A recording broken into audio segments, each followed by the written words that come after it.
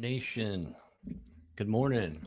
Yeah, I'm Troy Sessions, and I am here live with all of you here in my studio. It's one of our new podcasts. I'm doing at least once a week. I'm going to go live, and I'm getting everything figured out on how I'm going to make it better and post it in advance. But for now, we're going to just wing it and start doing it since we've got live podcasts each week from individuals that I bring on the show that are hunters and big time in the hunting community that most of you know. Some of them you don't know. Many of these guys are hunters are and huntresses are clients of mine here at 60 Inch Club, and they go out on these hunts and then they have great times, and sometimes they don't get a moose and they still want to come on and talk about it. So we can learn all together as I share the stories of my clients, and then also on hunts that I've been on with friends that are coming on board. And then next, we are going to bring on people like you guys. Anybody that wants to come on here can actually, while I'm live, you can actually send me a message in the chat and say, "Hey, I got something to say about hunting and moose hunting, and I want to talk about it with you and share with everybody." Hit me up in the chat, and then I can invite you onto the show. So, or if you are on a phone, there's usually a link that's attached to this that you can also get on there, and you can request to be brought on live. You got to tell me what you want to talk about, and it's got to be, in this case, it's finding incredible moose hunting areas in Alaska or anywhere in the world, and how you can go about finding these locations. And what this course actually doubles as people that are have already scheduled rafting events where they're going to moose hunt with the raft and they're going to float down river systems. But what I'm going to show you is how to check out locations and figure out how to get into these locations and what key points that you want to focus on your float or in the area that you can access, and how do you access these locations. Now, I had two clients come to me, um, Jack and Kyle. They were my very first podcast for Moose Quest, and they certainly wanted to um, talk about everything. We showed in the podcast, but they were asking questions. Troy, we've gone with you once, and we rebooked for another, but it's expensive to hunt in Alaska, especially with the price of airfare, and it seems to be going up. So he's like, "How can I look for places to go myself, and how do I do that?" And I said, "Well, in all honesty, you want to be able to. There's many ways to do it, and I'm going to show you how to do it. And I'm offering the training courses for that here down the road. But for now, I'm going live. I'm going to tell you how to do it live. So, Kyle, if you're watching, Jake, your requests have been heard, and I'm going to go over it. This is a new platform, and I'm going to um, bring everything on here that I can. So, it's going to be good. First thing, the last episode that we had, we talked about how I brought up the maps and talked about percentage and going into um, uh, high density areas versus low density areas, which means moose population in those areas. And I prefer low density moose populated areas to go into, because no everybody else is focusing on the high density, and therefore you see a lot of people in those high density areas, including guides. So, and it helps being in Fairbanks, Alaska, because the high density areas are down closer to Anchorage, and then they go west from there out Lake Iliamna and Unit 19, Unit 16, and those areas get just bombarded. But I do know those are the highest density, most populated areas, in Alaska. But within units, game management units, there's always the highest density within that unit. And they could be incredibly high density areas, and people don't know that. And the only way to know that is to go on and get to know, the area biologists in those areas and talk to them. And they're a great source if you call the game area biologists for the or certain game management units, and you can look them up on Department of Fish and Game here in Alaska. A lot of them are out of Anchorage, many are out of Fairbanks, and they have specialized areas that they actually manage, and they fly over and they do their counts each fall. You know, once the snow flies, they're in the air and they are checking out high density areas, or every area in those game management that they're in charge of. But when you want to go in yourself and you want to, I usually bring in Google Earth, and I'm going to do that now. And we'll bring in Google Earth and I'm going to show you how I do it. And so here's Google Earth. It's right here in Fairbanks, Alaska. And you can see, you know, here we are. And I actually live out here on this lake over here. And my areas are just, I don't know if it's even going to bring a bunch of them up, but okay, good. It's not.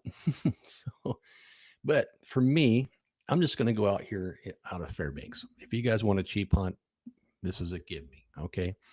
It requires a motorized boat, but there's this whole area out here in front of Fairbanks, and I'm just going to use this as an area that you can go over, or as my presentation, and how I go over all areas that are everywhere, hundreds of miles away in Alaska, whether it's here in Fairbanks or it's way down over here off the Nalato or Koyukuk, or we get up, here's the border of Canada and you get into Rampart or wherever you're going to be. It's the same thing. You're looking at the same stuff. Just so if I'm you, I've already done my research and I know that this is not a high density area, but this is actually a high density area for just out of Fairbanks, which is this region right in here, and also over in here. There are high density areas, and there's a lot more, but this is one of them. And I think that depending on this is Unit 20, and you'd have to look it up. I don't hunt this area anymore, but it is a high density area. And what I'm going to look for here is access, and you want to look for access, whether it's by plane, riverboat, which are the two best ways to go moose hunting. And then you got ATV. That's not even a consideration for me. If you have an ATV, they're fun. I love them. But people end up riding more than hunting, and they drive right past the big bull or any bull. They just drive past and they're focused on their ATV.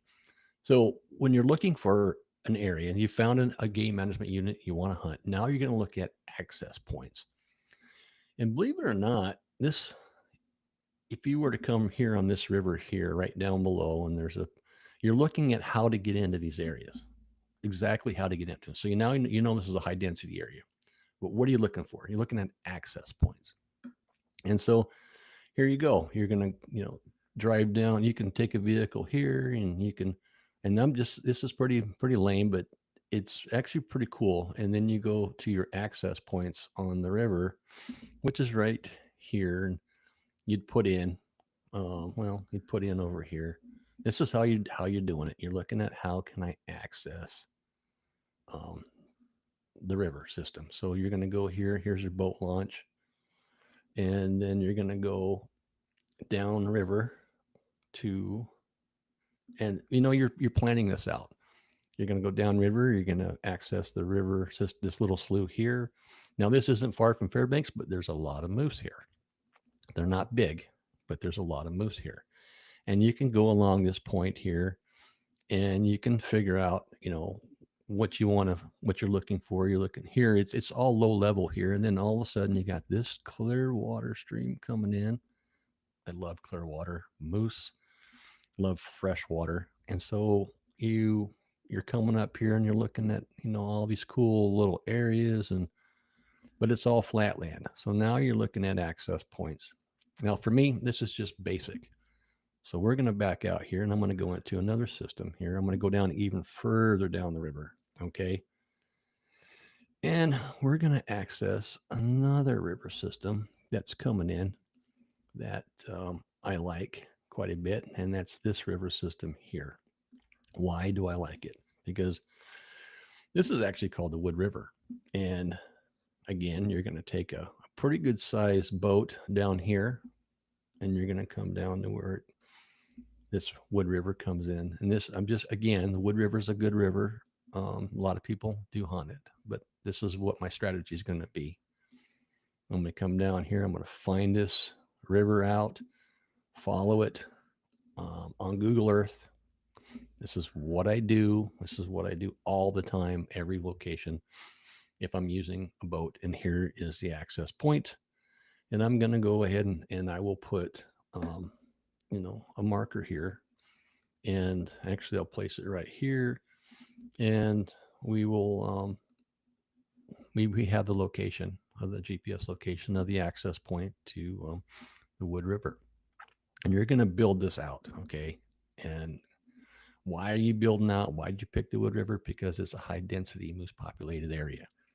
And you're going to follow this river system, and you're going to see how many all the way up and down. And but what I'm going to be looking for right away, and I'm going to go right to it. I can follow the whole river up, and I'm just going to go out and follow it where it starts to go. I'm looking for high vantage points at this point in time. Okay, and you go up this river, and you come over to here, and you can see that there's this system here. There's this mountain range here. This is Wood River Buttes, we call them, and I actually um, land. There's places here you can land a plane, and which is right here that I've landed my plane many times. This has got a lot of black bears here. There's moose here. I've seen a lot of moose here, but and it's pretty close to town. So you're gonna again, this is gonna be people are gonna be on that. But what I'm getting at is here's this river here. I can get to this river. You can get to this river by boat, and look at this. So what's really cool about moose hunting is you're looking for you got the high density moose population. Now you're looking at water. Moose love water. And here's an access point that you can get to, I can get to on the river system. And, you could camp right here, or maybe you can pack up into here and camp back in here. And which is a good thing because you want to be off the main river as much as possible because the other people with boats are going to be coming by. Or you can camp here and make yourself known so nobody wants to come back in here and try to get in on your hunting area. And it kind of like deters anybody from showing up. But if you don't want that, you want a peaceful camp, your river boat's going to be anchored up right here so people know you're there. And you always want to bring a second raft or canoe in my case when I'm doing jet boat hunting, and then I'll carry all that back into here. And it's this might be a little packed up with the camp stuff, but what I'm doing, I'm here for a reason, okay? Because there is this hill here, and this is a great vantage point that is really really neat. Okay, we getting a better area, better look at this now, right? See, so now we're looking at, you can see what's going on here. You're on this river system here. This is the Wood River. If you guys want a cheap hunt, this is as cheap as it get. You got to find somewhat of a jet boat, and then you want to carry more of another raft with it, and it's as simple as that. Find someone to rent you one, buy one. I don't know, something. You can get to here, and then you come in here, and then you get up back in this water here, and you find a place to camp. This water alone is gonna bring in moose. I know for a fact that there's bulls all around this Wood River Buttes area.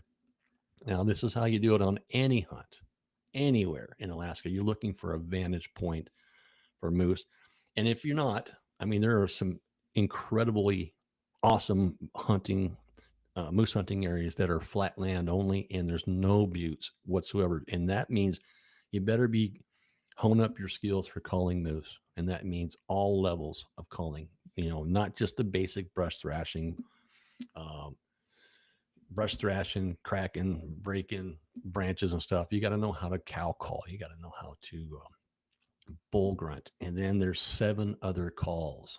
Um, a total of about 7. There's actually more than that, but 7 worthwhile that I've actually I use myself, and I that there are reasons why you want to use those calls, and that's because they work, and no one talks about them, and no one really knows much about them or knows about them at all. But I do, and I incorporate them. And so if you're going to be an area where you're low lying right here, then that's something that you're gonna want to stop, or you're gonna want to consider. And when you're in low lying areas, like if you're down here, we're camped right here, you want to find a big tree. Hopefully, there's a big old man tree right in here or over here that you can look out across. But where you're going to be doing, you're going to be heading over to this bluff right here, and you want to get some vantage points and look over the whole valley. You don't need to get to the top here because it's too much of a pack job to actually kill anything on the other side of this mountain, like down over here. Um, so, I mean, it'd be fun getting up here, but you're not going to shoot nothing here. And just so you know, never seen any bulls over here. So, but there is black bear on this hill like crazy, and you'll get a black bear. But there is moose all around here. There's a few grizzly bears. Obviously, this is Alaska, and would be a good hunt to do. You got the bluffs for your vantage point. You got water here. You got water all along here. Water all along here. You got the river system here. You even got more water and sloughs back here. And look here, you got a bluff right here as well. So, I mean, look at that. That's a cool little bluff right there. That's a nice bluff. Um, but you're gonna have to hike over to it, and you can do that. I mean, you can pull over here and then get up on this ridge. This is pretty cool. And then at the meantime, that's not too far from camp, which would be over here. And you got the water here, water here. This is actually an old riverbed, and there's tons of them everywhere in Alaska. Moose like to travel these riverbeds because when they dry up, they're actually pretty hard walking in here. They get pretty trampled down, and you can see where they're traveling from. I find a lot of sheds in here. But so I'm here because there's the water access. I'm here because there's a bluff here, and a bonus would be if there's a big old man tree right here. Okay, so I'm going to come out of that and get you back here. So that's just a little, that's 101 training right there on what you're looking at. But, and we're going to go into this even further.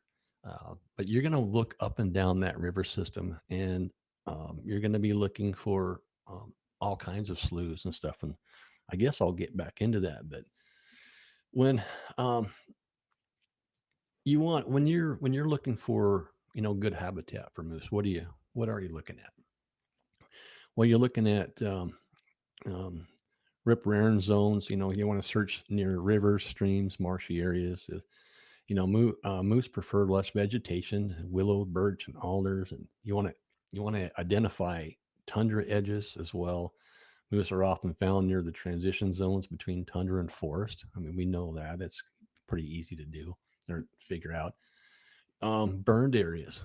Everybody knows about burned areas, and we've had a lot of fires over the years here. So look at burned areas, and then you're looking at access points into those burned areas.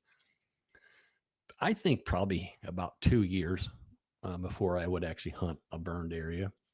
But if you're elk hunting, it's almost like it's the next year. It's super good. You got those fresh shoots coming up, and but in Alaska, everything revolves around access because most of Alaska is not accessible at all. There's more planes than cars in Alaska. So if that tells you anything, and you can count how many roads go across Alaska on one hand. All right, so it's not like the Lower 48.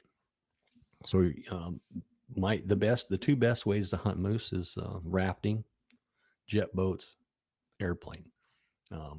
Those are vehicles to get you into an area or down through a river system. They're vehicles. It's legal. That's the only way you're going to do it. Because if you're going to walk for moose hunting, it's not going to work unless you leave your front yard and you are already in a moose area. You're not going to walk further than 1 mile from your house or your campsite ever. Don't ever do it because you can't really feasibly pack a moose over a mile. It's just going to be too much. It's like 9 loads of 100 plus pounds per load, and that's just what it's gonna be.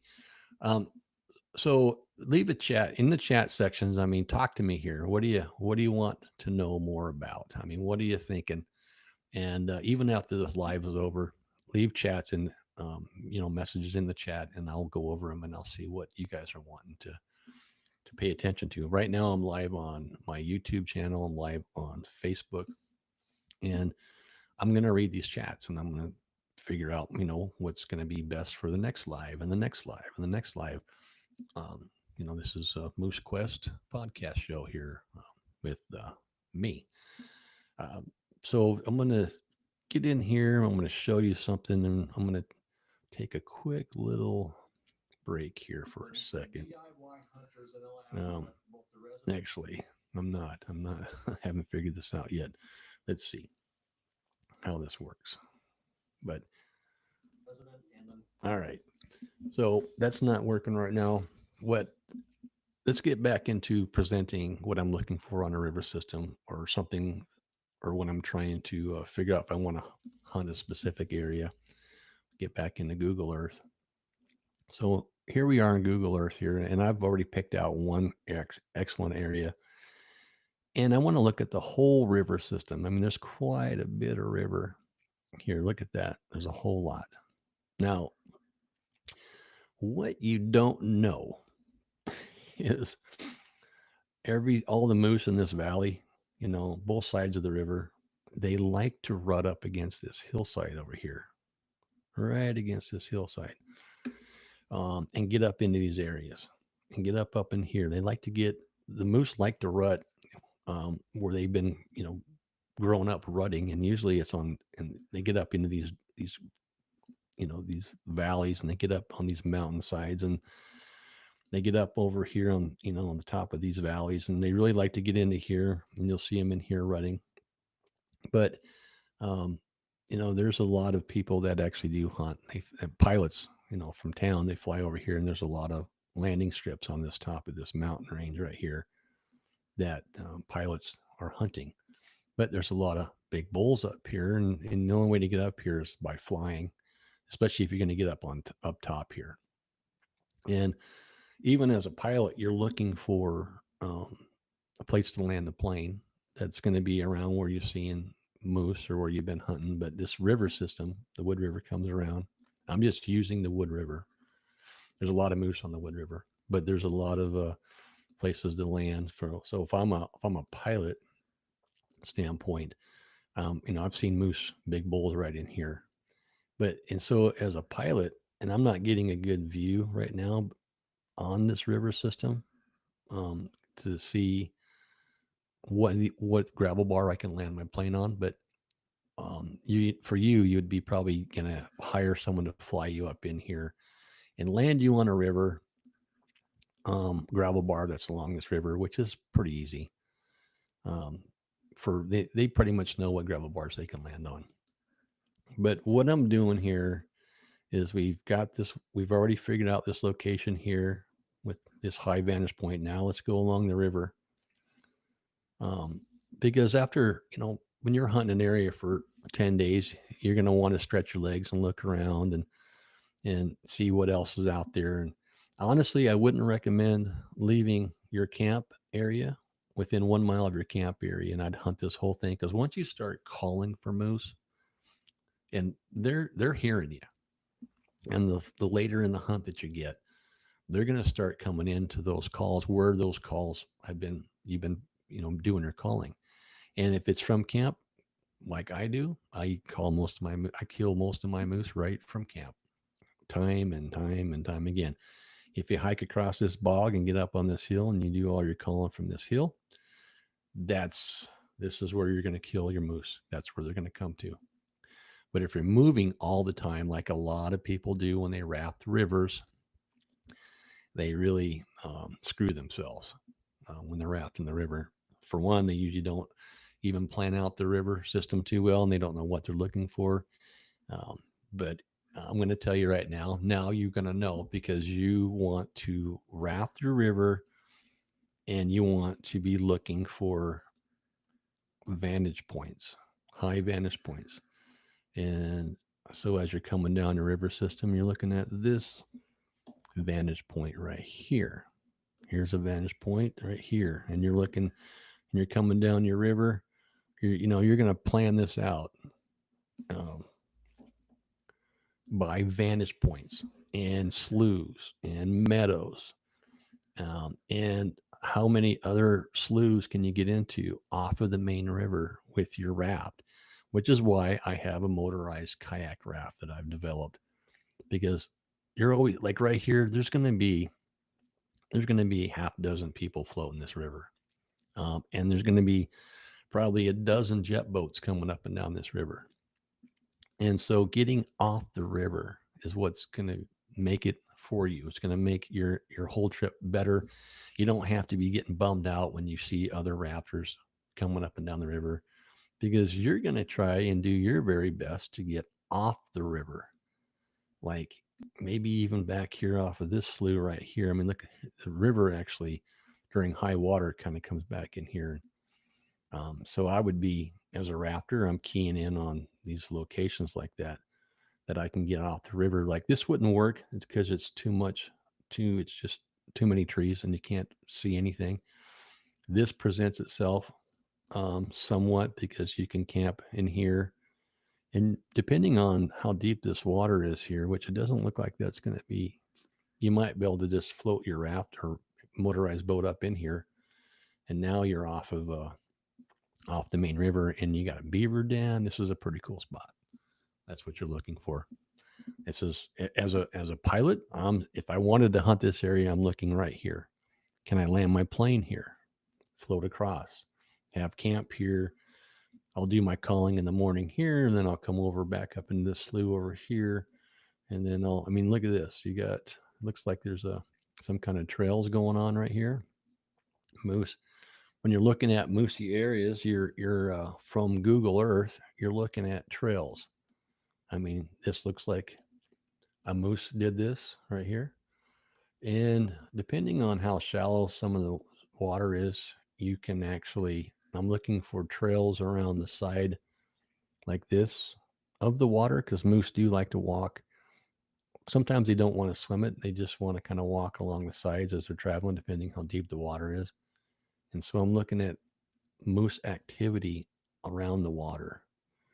This isn't a really good way to show that, but if I was to key in on over here back to the bluffs that I've spent so much time on, and I get out here and I start looking, I'm going to be looking for trails. And let's see if we can find a trail here. I mean, they're here. Okay, you can see trails. That's Moose Trail right there. And look at this trails along the tree line. And here's another one. And here's some more. This is along the tree line. Moose are always going to be usually right next to the tree line, like that, unless they're coming across. This is a moose trail. So this tells me that there's a plenty of moose right here. Okay, and this is not stagnant. This is pretty much fresh water. Here's a moose trail, um, and that's what you're looking for. Now look at this. You want to know if there's moose here? Okay, where are we at? Let me see here. Okay, here's that. Here's that. Here's the bluff, right? Here's the bluff. And you want to know if there's moose here? Right here. Watch. I'm going to come in here. We're going to zoom in. Look at the trails coming off the mountain because the moose they love to be on high ground. I mean, look, this is all moose trails right here. All of these are moose coming and going. It could be some bears too, coming and going off the high ground where they're bedding, and then coming out in the flats and eating. So, and look, there's trails here. I mean, they're just coming off this mountaintop, off this high. They're bedding up in here, maybe bedding in here, and coming across right there. So, I mean, heck, if somehow you could camp right here, I'd be like camped right here, and I'd be getting up on this bluff, but there's moose coming off this mountainside anywhere off here, and they're coming out into the flats. Now let's look for another one. So you tell me. Look at this. Look at the moose trails coming. This is high ground right here. Okay, not really high ground, but it's high enough, and they're going to be in this higher ground here. They'll bed up in this higher ground, and then in the evening or morning they're going to be out here. They'll be out here. They're going to be in their food sources. I mean, you can see they're coming out here. They're feeding out here somewhere. But if I follow this mountain and I want to get into high density areas, this is definitely a traffic, a trail. Now this is a high traffic zone. You're going to see moose here. You're going to end up seeing bulls here. And then I get down into here, you can see all the tracks coming, and then the tracks coming around here. Tracks, they're probably bedding up on this high ground here. I mean, this is really a high traffic moose area. And this is exactly what you're looking for, guys, gals, is these high traffic areas right here.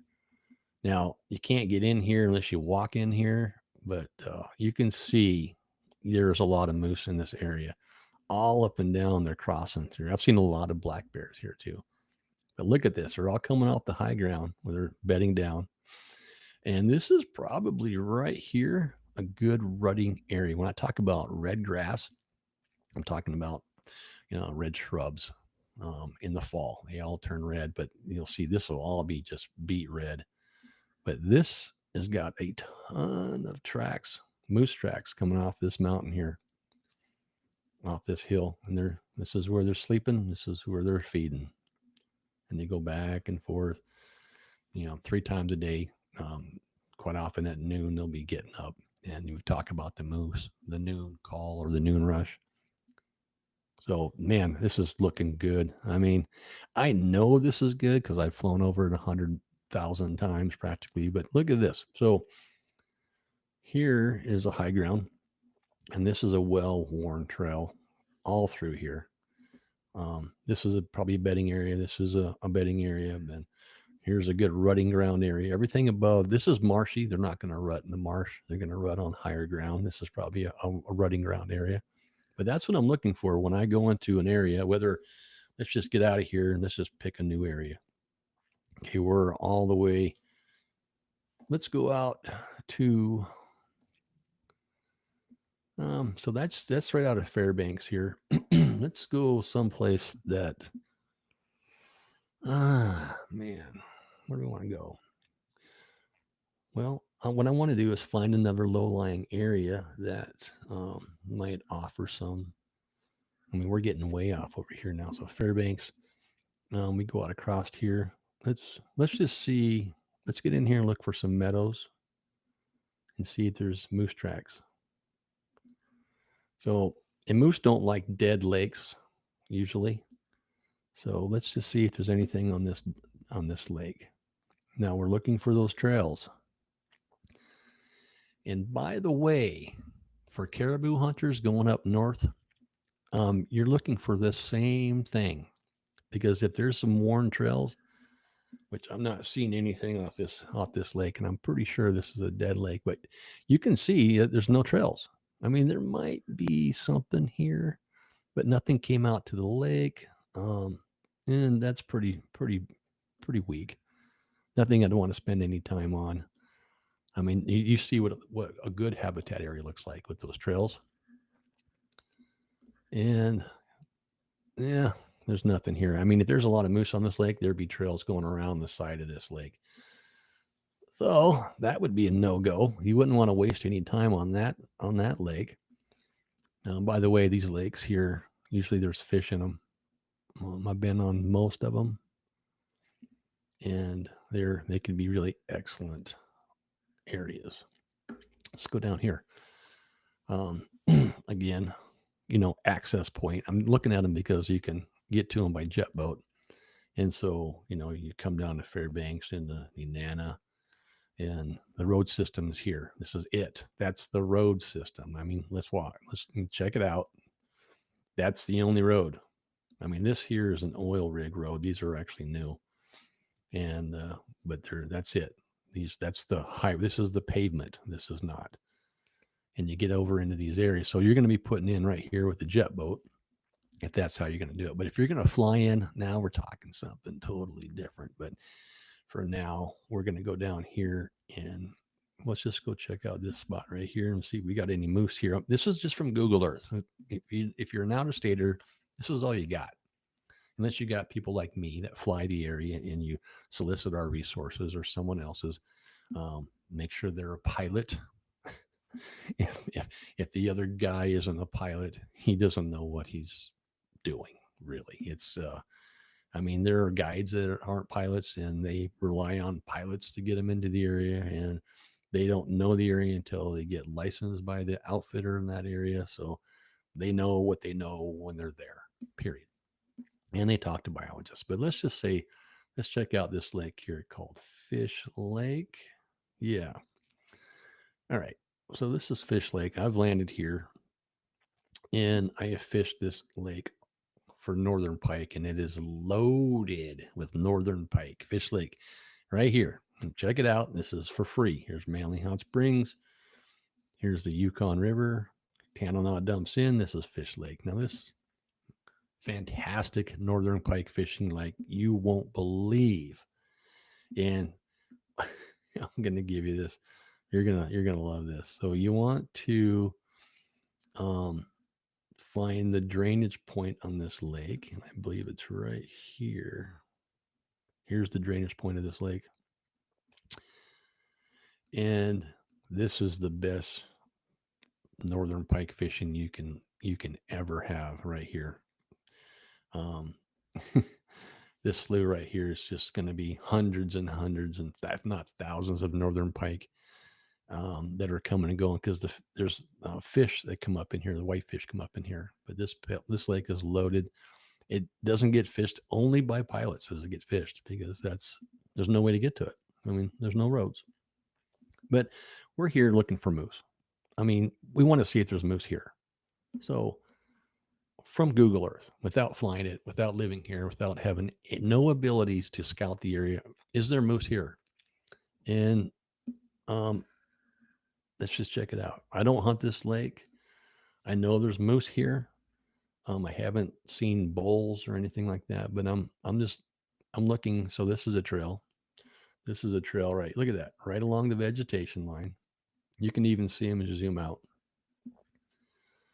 Um, so yeah, there's moose here. Here's the trail. This one keeps, you can see him pretty plain now when you start looking at him. This is like a multiple trail, multiple use, same as that one. And that's what I'm looking for. If I want to hunt this lake, I'm going to come in on Google Earth first, and then I'm going to go in with my plane, and I'm going to visually check this stuff out. And look at that. Let's see here. That's okay. These are trails. Look at that. Look at these trails. This isn't. That's water. But I'm looking for these kind of things. How about over here? This is more of a dead lake. The wind's blowing. If the wind wasn't blowing, this was calm. You could see if there's moose crossing these lakes, at these shallow lakes, there'll be trails right in the middle of the lake. And I wish I could pull something up like that could show you what that looks like. But that's uh, that's what we're looking. That's what you're looking for. And you're thinking, where else can I go? And what else can I do? What other? So you want to spend a lot of time doing this, but I'm doing this because I'm just giving you ideas. But you want to key in after you've done all the research, whether you picked a GMU unit that's high density or one that's low density. Then you'll come in here, you'll find that GMU unit, like this one here out of Fairbanks is unit 20, and but if you're in unit 23 or unit 19 or unit 16, then you're looking for those you're going to look within that unit, and you're going to be following the river systems. No matter what you're doing, you're going to be you want to get flown in because it's, I mean, you think that that's expensive, but imagine I don't know anybody that rents a jet boat. You can always rent rafts and you can go between A and B. So that's probably going to be your cheapest source. You're still most likely going to be getting flown in. So plan on flying in if you want to get into anything worth trophy quality, or get dropped off on a lake. And then, so if you want to do a lake, you want to, let's just go up here. Let's say you want to get flown in, which we can go into whether you want to go through air taxi or you want to go through, um, transporter. But let's just say you want to go to a lake. So I'm just going to pick one. This is random. I've never been to this lake here, but it kind of caught my eye. And let's go. So another thing here for is, yeah, we'll just go here. Let's see what we got. This is Old John Lake. Never hunted it. Don't know anything about it. I don't think I've even flown over Old John Lake, but let's say I want to check this lake out. First of all, I am going to see if there's any cabins on this lake. Now I'm going to look into the side, really close to the sidelines here, and see if there's any. It looks like there's some trails right here. I'm not seeing, but look at this. Let me see. Is that what I'm seeing? Um,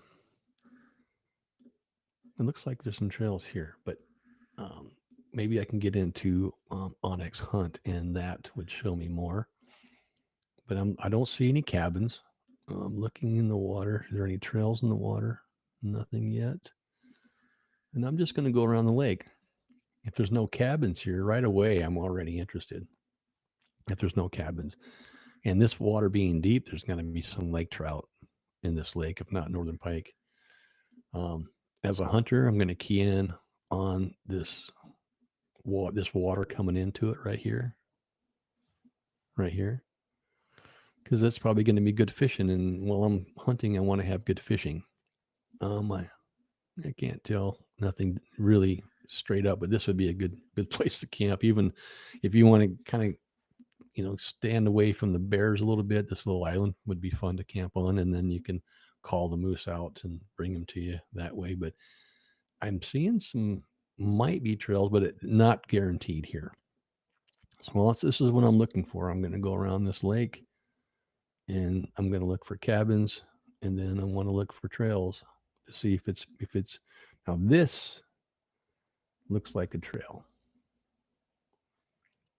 and I need better definition now. What is that? That's just a rock. Okay, so I'm not seeing any. That's a look at that. That's a high vantage point. That's a rock cropping right there. That would be a good spot to camp on because you can get high elevation and look over the whole region. And this is pretty flat region here. So I'm not really, seeing as much as I want to see. And I'm going pretty fast here, but um, I'm looking for trails. And now these are trails right here. You see that? How you can start seeing them just kind of come out. You're like, whoa. You know what this is? These trails, I mean, these are moose trails, but this looks to me like caribou migration routes right here on this end of the lake. And that's what I was getting at when it comes to caribou. If you want to see where there's a lot of caribou, I mean, this is caribou. It's got to be. I mean, look how many of them there are coming around this lake. And that's what they're going to do. I mean, caribou like to swim too. They're like beavers, same with moose, but they do also like to outskirt quite a bit. And this looks like migration routes. That's for sure a migration, caribou migration. Yeah, that's too many for moose, but I'm going to imagine some of those are moose. So let's go over here. Let's see if there's any moose trails. Oh, look at this. Look at this. That, ladies and gentlemen, is moose tracks in the lake. Could it be caribou? Yeah, but most often I see the caribous coming around the outskirts. And look at that. See that trail? That's just what they're doing. They're coming right through here and they're coming right on down through here. This is the caribou. This is the moose. And you can see, let's see, was there more of them? Yep. These are kind of really old. I would imagine there'd be some tracks coming through here. But let's keep looking right here. That's see moose. What when they're doing, and it could be a cow, it could be bulls, but they eat the vegetation on the bottom of the lakes, the bottom, and so they're walking through there, head down, and they're just feeding. But this is definitely a moose crossing right here. You can see they just stand out, and then but this lake is shallow enough that you can see this. And the deep lake, you won't see this. That's another moose trail right there.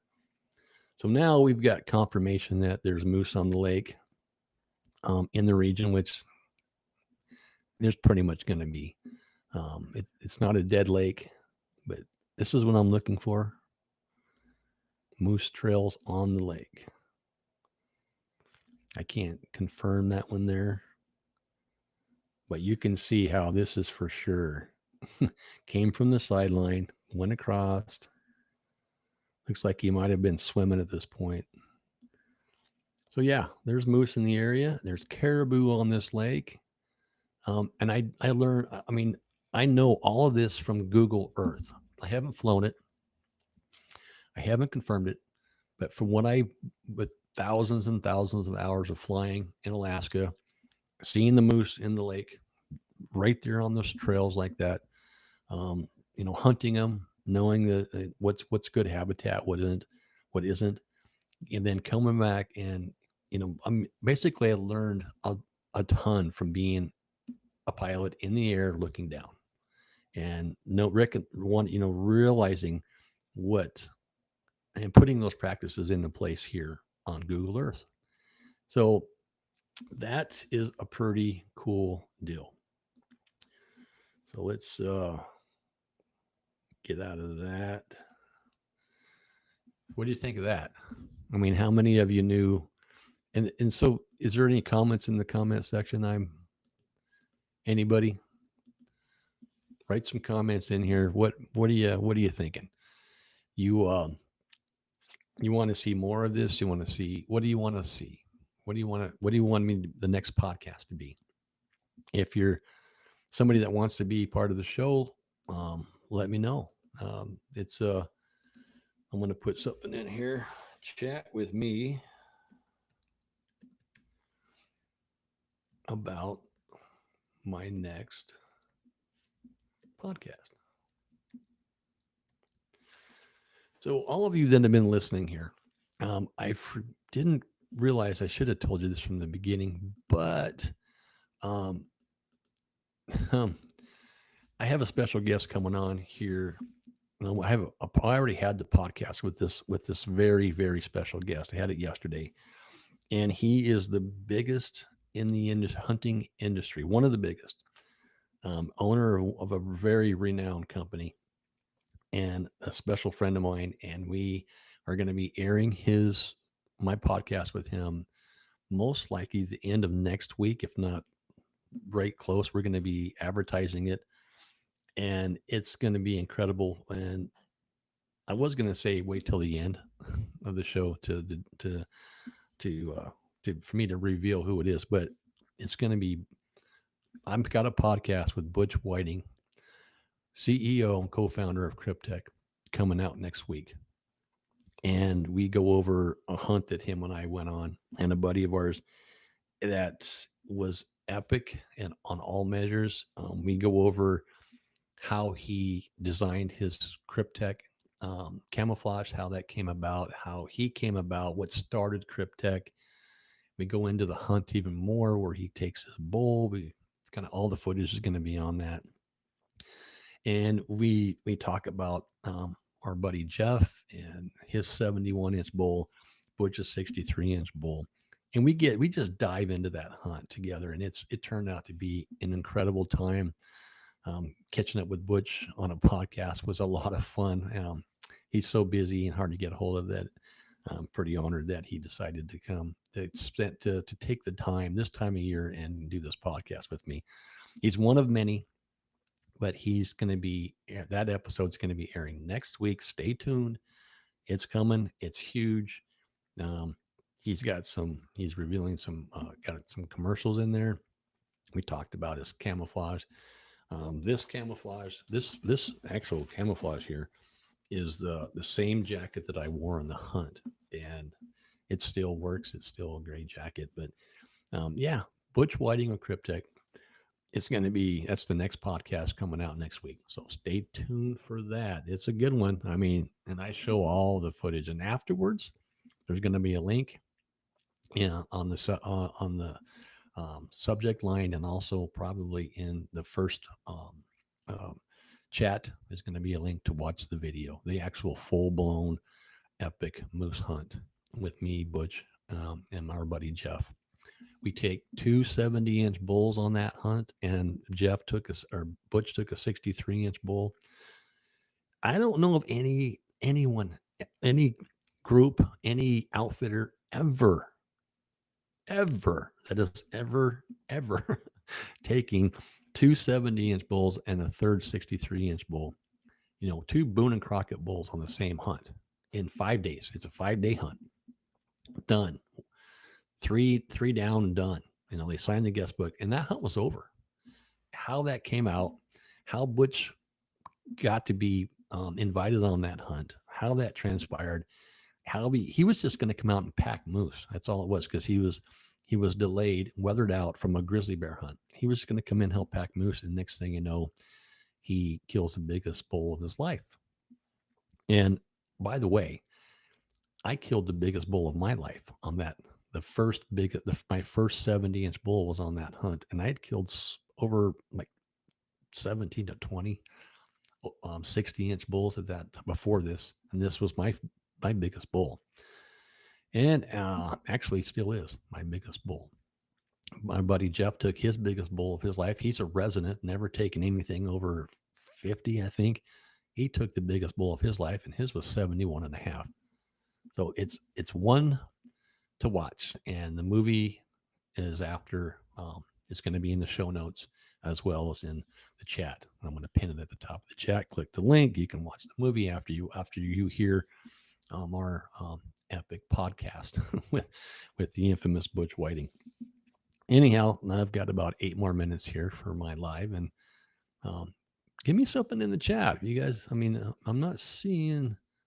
I'm trying to figure this whole new system out, but it's oh, okay. So I figured it out. Jake, do you typically see more moose? Let's see, show on the stream. Do you typically see more moose on a bigger lake, or is it better when there is several smaller lakes close to each other? Well, Jake, thanks for asking. That's a really good question, because the big lake is what's going to be used for the transporter to fly you into. So they need a very big lake. So you're going to have to be landing on a big lake. But if there's smaller lakes nearby, you know, it's you want to pay attention to those lakes and get some high ground and glass, and that will help you quite a bit.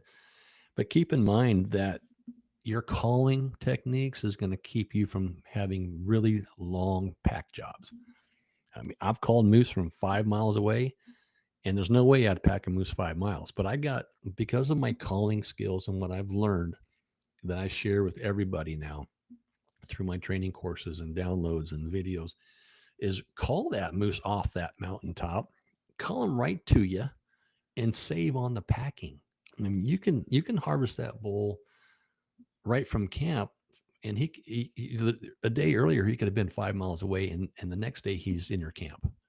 So you want a megaphone, you want to be able to amplify um, your your cow calling, because when you're going to be trying to pull a bull from 5 miles, you're going to use a cow call to do that, and that's going to be most effective after the 10th of September.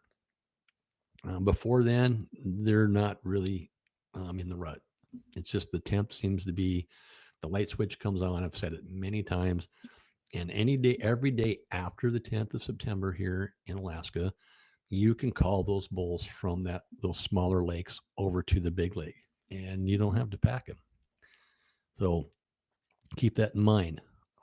You want to have some, you want to call. For me, I call from camp in the morning, and then at noon I'll get on a vantage point or an open meadow. Let's just say an open meadow. Hopefully, there's a big old man tree there I can climb, or a little knoll that I can get up on. Which, elevation is just such a big deal for moose hunting. It, especially if you're not sure of your calling techniques, or if there's moose in the area, at least you can see.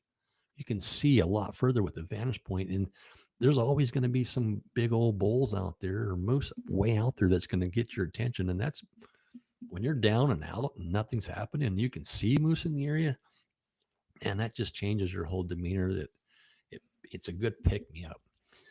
So always find some good vantage points. And when I was hunting down in the bogs with the jet boats, those vantage points were trees. And we were always climbing up in the trees like like little monkeys. It was amazing with guns and optics. And so yeah, you're looking for the biggest, roundest, tree that you could bear hug and that it's safe enough to climb. And even if it's 10 feet off the ground, it's better than, you can see that's higher than the alders usually, and you can see moose out there, and that's just good because you can, if you're making calls to a big bull out there, you hear him coming in, you can see him coming in, you can really start to learn a lot of, what that bull's doing, and if he's hanging up or if he's leaving.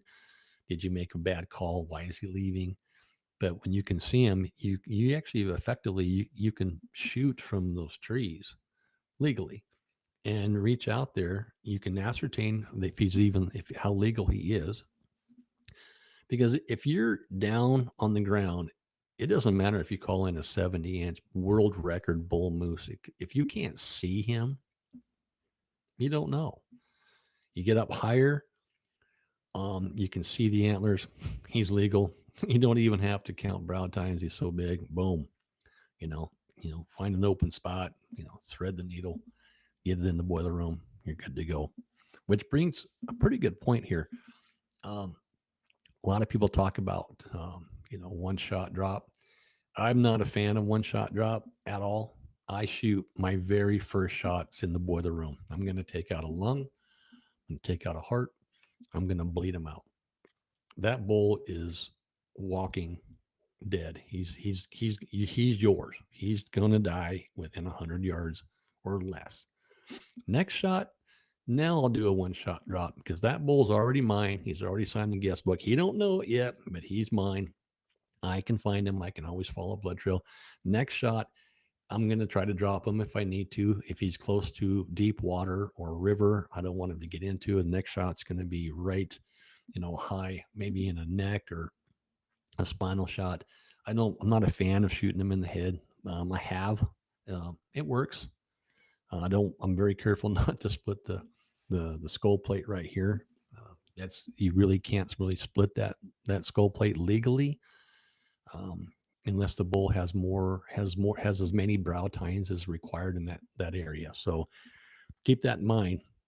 If you're hunting an area that's 3 or 4 brow tines, or at least 50 inches wide, you can't split the rack unless he's got the required amount of brow tines on at least one side, not both, but one side. Make sense? Um, but if you're hunting a 4 brow tine area, 50 inches wide or 4 brow tine, and you split the rack and he's only got 3 brow tines, you could be in trouble. It's not something that I would say you can call fishing game and turn yourself in because he's 50 inches. But if they uh, find out about that, or if you hit a checkpoint and they're split, they're gonna then that's when um, the fit's gonna hit the shan for you. So if you have an air taxi service that requires you to split the racks, no, now he can't do that. He can't make you split no rack. Which brings into, as I close here, we had some clients that were checking in their big, humongous Boone and Crockett bull moose rack, and the flight attendant, when she was checking in their luggage there at the front counter, they said you have to split the rack. No, you don't. You can make darn sure that you don't split the rack. Don't listen to that upfront counter girl. She doesn't know. And in this situation, it even makes me mad to this day. But they said that he had to split his rack, and unfortunately, because he didn't want to miss his flight, which he wouldn't have, he split his rack, and it was a Boone and Crockett bull moose. And at the very least, I mean, if he would have fought it, so right behind him was another group of moose hunters, and they said, "No, I'm not split. No, I'm not going to split my rack. Period." They were checking into Alaska Airlines, and they were not going to split the rack, and they did not, and they didn't miss their flight, and that moose rack got checked in. Big disheartenment, man. I was bummed for my clients, and they were bummed, but at the end of the day, they have a good taxidermist, and they know what they got, and they're happy with it. Anyhow, everybody, more chats would be helpful. And as we grow this podcast show, I'm going to be doing giveaways. I got a company that wants me to start giving away knives and boots and ghillie suits, and as I get those in, I'll start giving them away at the end of my live shows. And that's only going to be the people that actually chat with me online are going to be eligible to win these free products. And the more chats, this is how it's going to work. You get put in the hat once with your chat, two if you share, three if you like, four if you subscribe. So you can get put in the hat 4 times or just one time in the chat. And that's what's going to get you your name into the hat for the drawing for the free giveaway merchandise that we're going to be doing this soon. So people are reaching out. They want to give. They're giving me stuff to give away on the free podcast. So stay tuned, and God bless. And signing out.